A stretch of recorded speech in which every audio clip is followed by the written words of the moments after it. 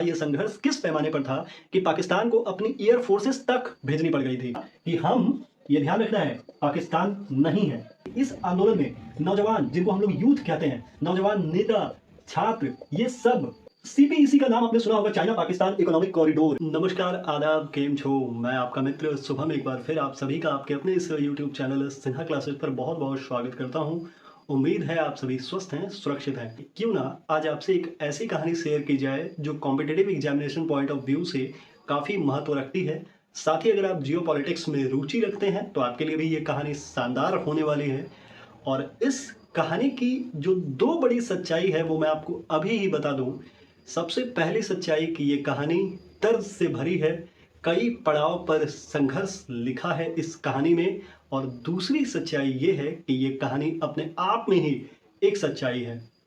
हाल ही के दिनों में जो घटनाएं भारत और पाकिस्तान के बीच घटी ये तो हम सब ने देखा, लेकिन क्या आपने उस एक अंतर्राष्ट्रीय खबर पर नजर डाला जो अभी हाल ही में बलूचिस्तान से आया है? बलूचिस्तान से ये खबर आई है कि वहां एक राष्ट्रवादी नेता मीर यार बलोच ने एक स्वतंत्र बलूचिस्तान की घोषणा कर दी है, यानी पाकिस्तान से स्वतंत्र बलूचिस्तान की।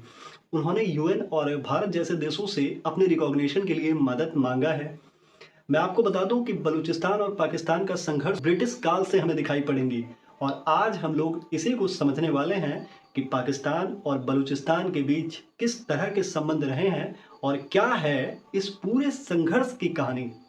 फिर हम और आप स्वतः ही ये समझ पाएंगे कि क्या ये राजद्रोह है, क्या ये देशद्रोह है, या फिर वास्तव में आज़ादी की मांग। बलूचिस्तान ये कहने को तो पाकिस्तान में है, लेकिन कभी भी दिल से पाकिस्तान का नहीं हुआ। ये पाकिस्तान का सबसे बड़ा प्रांत है, लेकिन यू विल बी शॉक्ड कि यहाँ की आबादी सबसे कम है। हाँ, ये अलग बात है कि संसाधनों के दृष्टिकोण से देखें तो ये एक बहुत महत्वपूर्ण स्थान है। बलूचिस्तान एक ऐसा प्रांत है जो भले ही पाकिस्तान का सबसे बड़ा प्रांत रहा हो, लेकिन सबसे अधिक दर्द और सबसे अधिक संघर्ष आज तक पाकिस्तान में इसी प्रांत ने झेला है। देखो, ब्रिटिश भारत के समय बलूचिस्तान दो भागों में विभाजित था। एक तो था ब्रिटिश बलूचिस्तान, यानी जहां पर ब्रिटिशों का सीधा सीधा शासन था, जैसे क्वेटा जैसे क्षेत्र जो हो गए वो ब्रिटिश बलूचिस्तान के का हिस्सा थे। और दूसरा हिस्सा था रियासती बलूचिस्तान, और ये जो रियासती बलूचिस्तान था यानी ये प्रिंसली स्टेट्स वाले, ये रियासती बलूचिस्तान चार भागों में विभाजित था। इसमें से सबसे बड़ा जो भाग था, जो सबसे बड़ा प्रांत था, वो था कालात।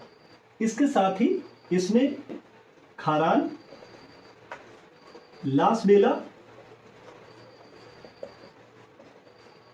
और मकरान, ये ध्यान रखना है, ये चारों शामिल थे। अब समझने वाली बात यह है कि कालात इन सब में सबसे बड़ा था, और बाकी के ये तीन जो थे ये केवल नाम मात्र के रियासत कहलाते थे। जो सबसे बड़ा था वो कालात था। अब इस कहानी को समझना, कहानी ये है कि 1947 में, मैंने आपको बता दिया है कि ये ध्यान रखना है कि कालात जो है वो सबसे बड़ी रियासत थी और सबसे प्रभावशाली रियासत थी। 1947 में खान ऑफ कालात, जिनका यहाँ शासन हुआ करता था, उन्होंने स्वतंत्र रहने की इच्छा जाहिर की, यानी ना तो वो इंडिया के साथ जाना चाहते थे और ना ही पाकिस्तान के साथ। ऐसे में 1948 में जबरदस्ती, कहते हैं कि सैन्य शक्तियों के आधार पर पाकिस्तान ने खान ऑफ कालात या कालात का विलय अपने से कर लिया। लेकिन बलोचों ने, जो बलोच हैं वहां पर, उन लोगों ने इसको अधिग्रहण माना, और तब से ही कहानी शुरू हुई एक कभी न खत्म होने वाली जैसी संघर्ष की। और तब से बलूचों को ऐसा लगने लगा कि पाकिस्तान ने जबरन अपनी सैन्य शक्तियों के आधार पर बलोचों को और कालात को विलय करने पर मजबूर कर दिया है। और इतिहास में जब भी संघर्ष होता है तब तक विद्रोह भी होता है। तो इस संघर्ष ने भी जन्म दिया कई बड़े विद्रोह को, और आज हम उन बड़े विद्रोहों को समझेंगे जो बलूचिस्तान ने पाकिस्तान के विरुद्ध किए, और फिर इस निष्कर्ष पर पहुंचेंगे कि क्या ये विद्रोह उचित थे या ये विद्रोह पाकिस्तान के लिए अतिक्रमण।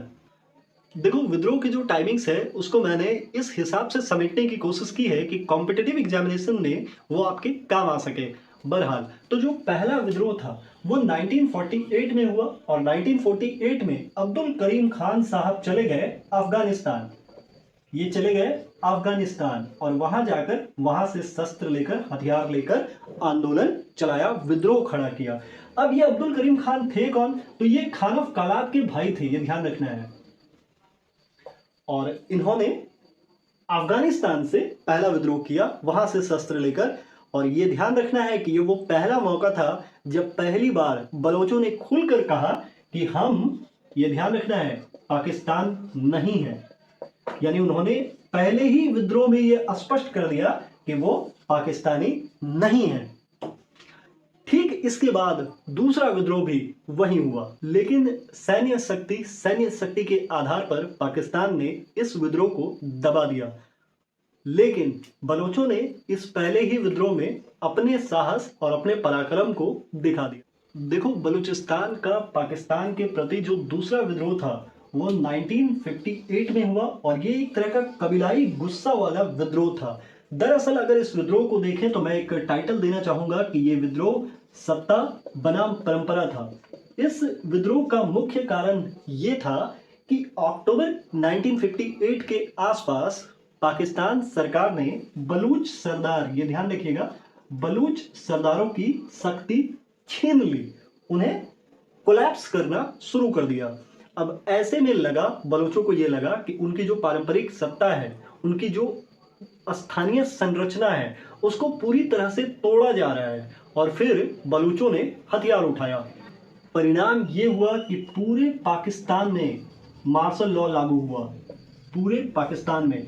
इस पर भी एक मैंने वीडियो लेक्चर बनाया था कि ये मार्शल लॉ क्या होता है, अगर आप चाहें तो प्लेलिस्ट में जाकर देख सकते हैं। बहरहाल, और फिर क्योंकि पाकिस्तान की सैन्य शक्ति कहीं ना कहीं बलूचिस्तान से अधिक थी, तो अपनी सैन्य संख्या और सैन्य शक्ति के आधार पर उन्होंने इस विद्रोह को भी दबा दिया। ये जो दूसरा विद्रोह था, हजारों लोग गिरफ्तार हुए और इससे बलोचों के अंदर का गुस्सा और भड़क उठा, क्योंकि एक तो उनकी जो स्थानीय सत्ता वाली संरचना थी उसको तोड़ा ही जा रहा था, सरदारों की शक्ति छीनी ही जा रही थी। पाकिस्तान सेना ने जबरदस्ती बलूचिस्तान में घुसकर जगहों को कैप्चर करना शुरू किया। ऐसी स्थिति में तीसरे विद्रोह को आमंत्रण, ये कोई अस्वाभाविक बात तो थी नहीं। और फिर तीसरा विद्रोह भी वही हुआ। देखो, बलूचिस्तान और पाकिस्तान के बीच जो बड़े विद्रोह हुए, उनमें से मेरा मानना है, मेरी ओपिनियन से सबसे बड़ा विद्रोह ये तीसरा विद्रोह 1962 टू 1969 तक का था। क्योंकि बलूचिस्तान में जो पहले विद्रोह के साथ राष्ट्रवाद की बीज बोई गई थी, उसका पहला फल यहीं कटा था और उसका पहला फल बलूचों को यहीं मिला था। ये इतना बड़ा आंदोलन था कि इस आंदोलन में नौजवान, जिनको हम लोग यूथ कहते हैं, नौजवान नेता, छात्र, ये सब विद्रोह में कूद पड़े। ये वो समय था जब बलोच राष्ट्रवाद प्रत्येक बलोचों के जिस्म में उबाल मार रहा था, उनके खून में उबाल मार रहा था। कारण क्या था? कारण ये था कि जो जनरल अयूब खान थे पाकिस्तान के, इन्होंने बलोचों को बराबरी का दर्जा, जो इक्वलिटी का दर्जा होता है, वो नहीं दिया। प्लस वहां पे विकास जैसी कोई बात थी नहीं। पाकिस्तान कभी भी बलूचिस्तान को उस तरीके से नहीं देख पाया जिस तरीके से कि वो पाकिस्तान खुद को और अपने अन्य प्रांतों को देख पाता है। यानी इसका साफ मतलब है कि वहां बराबरी नाम की कोई चीज थी नहीं। ऊपर से संसाधन के रूप में अगर मैं कहूं तो बलूचिस्तान एक बहुत बड़ा क्षेत्र है पाकिस्तान का संसाधन के मामले में, लेकिन संसाधनों का दोहन किया गया। देखो, अगर किसी देश के पास संसाधन होता है तो उसका वो विवेकपूर्ण तरीके से इस्तेमाल करता है, लेकिन पाकिस्तान ने यहाँ पर बलूचिस्तान के संसाधनों का दोहन किया। आप उसी के प्रांत के संसाधनों का दोहन कर रहे हैं, आप वहीं विकास नहीं कर रहे हैं, आप वहीं बराबरी नहीं दे रहे, तो ऐसे में आप खुद ही विद्रोह को जन्म दे रहे हैं। ये इतना बड़ा विद्रोह हुआ कि पाकिस्तान के पोस्ट ऑफिसेस, रेलवे स्टेशन, इन सब जगहों पर हमले किए गए। हजारों की संख्या में लोग मारे गए, हजारों की संख्या में लोग गिरफ्तार हुए, बलूच गिरफ्तार हुए। लेकिन बलोचों के अंदर जो राष्ट्रवाद का जो एक उबाल था, ना तो वो कम हुआ और ना ही ये संघर्ष खत्म हुआ, संघर्ष बढ़ता ही गया। अब संघर्ष का अंदाजा आप इस बात से लगा लीजिए कि ये विद्रोह कितने बड़े पैमाने पर था, ये संघर्ष किस पैमाने पर था कि पाकिस्तान को अपनी एयर फोर्सेस तक भेजनी पड़ गई थी। लेकिन हाँ, पाकिस्तान ने एक बार फिर अपनी सैन्य शक्ति से, अपनी मिलिट्री पावर से इस विद्रोह को दबा दिया। लेकिन मैंने कहा ना कि ये सबसे बड़ा विद्रोह मैं कहूँगा, लेकिन इससे जो बलोच राष्ट्रवाद और बलोच विचारधारा थी, इसको बहुत बड़ा बल मिला। और सबसे बड़ी बात है विचारधारा। विचारधारा किसी भी क्रांति को जन्म दे सकती है। तो बलोच की जो विचारधाराएं थी वो काफी मजबूत हुई इस आंदोलन के साथ। उनको लगा कि नहीं, उनका संघर्ष, उनका विद्रोह जो आज तक वो करते चले आ रहे हैं वो उचित है। और इन्हीं विद्रोहों ने कहीं ना कहीं इस बात के लिए मजबूर किया बलोचों को, जो आज मीर यार बलोच ने किया है। बहरहाल चलते हैं चौथे विद्रोह की तरफ और समझते हैं कि उसमें क्या हुआ था। देखो, बलूचिस्तान ने पाकिस्तान के विरुद्ध जो चौथा विद्रोह किया उसकी टाइमिंग्स थी 1973 से 1977 के आसपास। इस विद्रोह को बड़ा विद्रोह तो कहा ही जाता है, लेकिन आपकी जानकारी के लिए बता दूं कि ये विद्रोह बलूचिस्तान के सबसे खतरनाक विद्रोहों में से एक माना जाता है। इस वक्त इस वीडियो को बनाने के पीछे मेरा इंटेंशन ही यही है कि मैं आपको कॉन्क्रीटली इस बात की जानकारी दे दूं कि बलूचिस्तान का संघर्ष पाकिस्तान के विरुद्ध कितना बड़ा रहा है। इसलिए हम लोग बहुत अधिक डेप्थ में ना जाकर, बहुत अधिक कहानियों में, बैकग्राउंड्स में ना पढ़कर केवल विद्रोहों को समझने का प्रयास कर रहे हैं और वर्तमान स्थिति से यह समझने का प्रयास कर रहे हैं कि भारत की इसमें क्या भूमिका रह सकती है और साथ ही भारत अब तक इसमें किस तरह की भूमिका अदा करता आया है। बहरहाल चौथा विद्रोह, हम सब ये जानते हैं कि बलूचिस्तान और पाकिस्तान के बीच टेंशंस, आरोप प्रत्यारोप ये सब तो चल ही रहे थे। लेकिन उस समय मामला ये था कि 1973 के आसपास ये ध्यान रखना है कि जुल्फिकार अली भुट्टो पाकिस्तान के हेड थे, उनकी सरकार थी। उनकी सरकार में बलोचों पर एक बड़ा गंभीर आरोप लगा। बलोचों पर बड़ा गंभीर आरोप ये लगा कि बलोच लोग जो है वो इराक की सपोर्ट से हथियार जमा कर रहे हैं। और हथियार के जमा करने का सीधा सा संदेह था मूवमेंट, आंदोलन, विद्रोह, वॉर। इस आरोप में भुट्टो जी की सरकार ने बलोचों की सरकार को ही बर्खास्त कर दिया। यह ध्यान रखना है कि भुट्टो जी की सरकार ने जो बलोचों की सरकार थी, उनकी जो गवर्नमेंट थी, उसे ही बर्खास्त कर दिया। अब इससे बड़ा अपमान बलोचों को कुछ लग ही नहीं सकता था कि उनकी जो चुनी हुई सरकार थी उसको भुट्टो जी ने बर्खास्त कर दिया। इसका मतलब माफ करिएगा, जुल्फिकार अली भुट्टो जी ने बलोचों की निर्वाचित लोकतांत्रिक सरकार को बर्खास्त कर दिया। निसंदेह ये बहुत बड़े अपमान का विषय है। परिणाम क्या हुआ? तो इसके परिणाम में आप ये समझिए कि 50,000 से भी अधिक बलोच लड़ाके बन गए, जिन्होंने इस लड़ाई में, इस संघर्ष में हिस्सा लिया। देखो, मारे तो गए, हजारों की संख्या में लोग मारे गए, क्योंकि जवाब में पाकिस्तान ने 80,000 से भी अधिक सैनिकों को भेजा, तोपें भेजी, वायुसेना का प्रयोग हुआ। और ऐसे में एक बहुत बड़े संघर्ष के रूप में, एक बहुत बड़े विद्रोह के रूप में इस विद्रोह को देखा जाता है। लेकिन स्थिति, विद्रोहों के बाद की जो स्थिति अब तक बनी हुई थी, वही स्थिति अब भी थी। सैन्य शक्ति के बल पर पाकिस्तान ने इस विद्रोह को भी दबा दिया। और जितनी बार विद्रोह को दबाया जा रहा था, बलोच उतनी ताकत से और उतने जोशो खरोश से लगातार आगे बढ़ रहे थे, क्योंकि उनके अंदर ये भावना ही बैठ गई थी, उनके अंदर ये इस भावना ने जन्म ले लिया था कि पाकिस्तान उनका दोहन कर रहा है। पाकिस्तान ने जबरन उनकी रियासत को अपने में विलय कर लिया है, बिना उनकी मर्जी के, बिना किसी कारण के। पाकिस्तान उन्हें बराबरी का दर्जा नहीं देता, बिना किसी वजह से उनके संसाधनों का दोहन करता है, उनकी निर्वाचित सरकार को बर्खास्त करता है। और बलोचों के मन में खुद के प्रति विद्रोह को जन्म देने के लिए भी कहीं ना कहीं बलोच पाकिस्तान को ही जिम्मेदार ठहराते हैं। देखो, बलोचों का जो पांचवा विद्रोह है, आप उसको इस प्रकार से समझ सकते हो कि ये साल 2004 से शुरू हुआ, जो अब तक चलता चला आ रहा है, अभी हाल ही में, जब तक मीर यार बलोच ने ये घोषणा की है। हालांकि मैंने आपको एक शॉर्ट के माध्यम से ये जानकारी दी है कि ये एक प्रतीकात्मक घोषणा है, जब तक कि इसे कोई कानूनी मान्यता नहीं प्राप्त हो जाती। अब इस पांचवें विद्रोह के इसलिए मैंने इतने एरोज बना रखे हैं क्योंकि इसके कई कारण हैं। देखो, सबसे पहला कारण है कि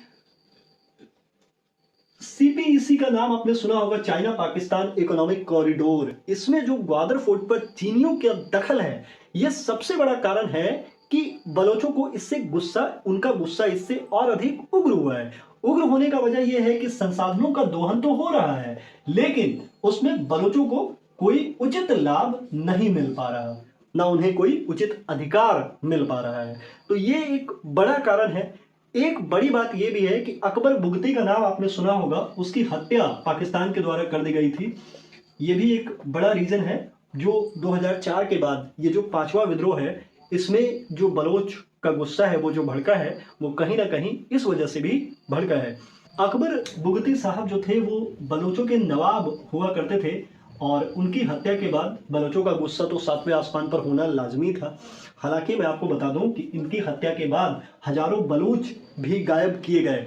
देखो, न्यूज चैनल्स में भी आपने ये सुना होगा कि पाकिस्तान में जो बलूचिस्तान प्रांत है, उससे जो बलोचों की संख्या में जो घटोतरी हुई है, जो बलोच गायब हो गए हैं अचानक से, उसे लेकर ह्यूमन राइट्स कमीशन ने भी, ह्यूमन राइट्स वालों ने भी काफ़ी बड़ी चिंता व्यक्त की है। और अब तो मामला जांच के घेरे में है, क्योंकि कहीं ना कहीं ये ह्यूमन राइट्स का भी वायलेशन है। देखो, एक पांचवें विद्रोह में आपने BLA का भी नाम सुना होगा, अगर आपने ट्रेन हाईजैक वाला मामला सुना है, अगर आपने BRA का नाम सुना है, ये सब जो है वो Balochistan liberation army, Balochistan Republican army, ये सब वो लोग हैं जो बलूचिस्तान की स्वतंत्रता की मांग करते हैं, जो बलूचिस्तान को अलग करने की मांग करते हैं। अच्छा, इस विद्रोह में शामिल लोगों में, क्योंकि डिजिटल युग का जमाना है, तो इस युग के छात्र भी शामिल हैं जो डिजिटल प्लेटफॉर्म्स के जरिए इस विद्रोह को लगातार, इस संघर्ष को लगातार जारी रख रहे हैं। छात्र नेता शामिल हैं, महिलाएं शामिल हैं, छात्राएं शामिल हैं। सबका मतलब एक संपूर्ण स्तर से इस पूरे विद्रोह को चलाया जा रहा है पाकिस्तान के विरुद्ध, बलूचिस्तान की स्वतंत्रता के लिए। आए दिन आपने BLA के बारे में सुना होगा, BRA के बारे में सुना होगा, सुसाइड्स अटैक्स के बारे में सुने होंगे, आपने बम्बिंग के बारे में सुना होगा, ट्रेन हाईजैक्स जैसे मामले सुने होंगे। ये सब कुछ इसी विद्रोह के अंतर्गत आता है। देखो, इस बात में तो कोई दो राय नहीं है कि पाकिस्तान अपनी सैन्य शक्ति के आधार पर, कूटनीतिक शक्ति के आधार पर कहीं ना कहीं इन आंदोलनों को, इन विद्रोहों को दबाने का प्रयास करता है। पाकिस्तान ये बारंबार कहता आ रहा है कि ये देशद्रोह है, ये राजद्रोह है। जो भी वहां के कानून में है वो अक्सर कहता रहा है कि ये राजद्रोह है। लेकिन अगर बलोचों के दृष्टिकोण से देखा जाए तो कहीं ना कहीं वो आज़ादी की मांग कर रहे हैं, जो शुरुआत से ही वो लगातार करते आ रहे हैं। क्योंकि मैंने आपको बताया कि 1948 में जब विलय किया गया जबरन बलोचों का, कालात रियासत का, तो उसी समय से बलोचों के दिल में इस बात ने अपना घर बना लिया है कि पाकिस्तान ने उनका अधिग्रहण किया है, जो नैतिक तौर पर उनके लिए गलत है और जिसे वो बर्दाश्त नहीं करना चाहेंगे। बहरहाल मीर यार बलोच ने जो घोषणा की है, ये फिलहाल तो एक प्रतीकात्मक घोषणा है, लेकिन समय ये बताएगा कि क्या बलोच एक स्वतंत्र राष्ट्र हो पाएगा। कहा तो यहाँ तक जा रहा है कि दिल्ली में एक नई एम्बेसी, बलूचिस्तान एम्बेसी के लिए स्थान की एक नई जगह की भी मांग की गई है। यूनाइटेड नेशंस से रिकॉग्निशन के लिए, पहचान के लिए मांग की गई है। मुद्रा के लिए, मुद्रा बनाने के लिए अनुमति, समय, ये सारी चीज़ें मांगी गई हैं। लेकिन ये समय निर्णय करेगा कि क्या बलूचिस्तान ऐसा कर पाएगा।